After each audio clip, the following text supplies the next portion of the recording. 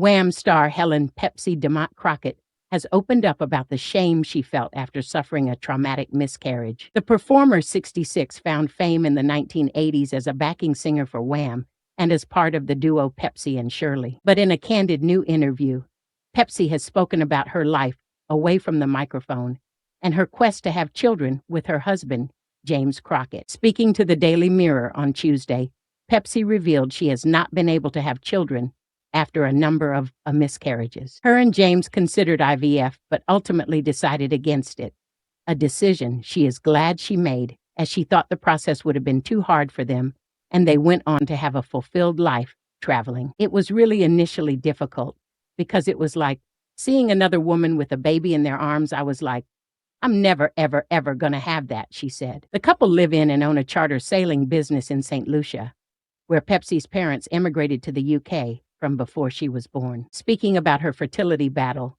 Pepsi said, I had quite a few miscarriages, and one of the big moments in my life was when I was in New Zealand, and I had a miscarriage that was just too traumatic.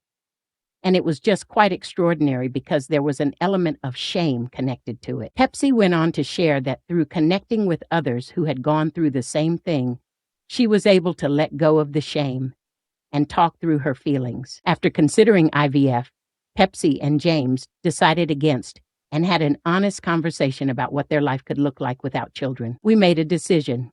It was like, right, it doesn't look like it's going to happen again, she said. Why don't we just live our life?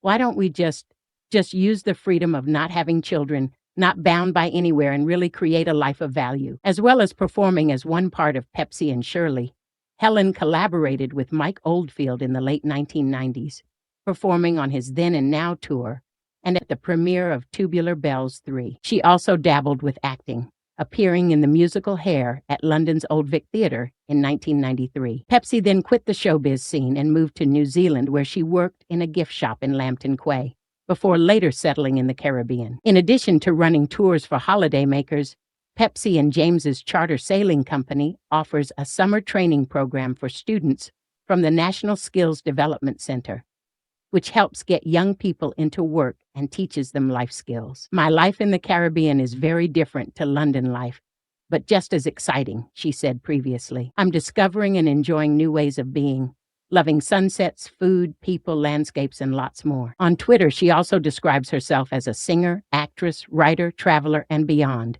And her Instagram bio promises a debut novel in 2024. It is understood that Helen practices Buddhism. In 2022, Pepsi's former singing partner and friend Shirley Kemp, 62, who married Spandau Ballet star Martin, detailed reuniting with her and the concept of race in their friendship.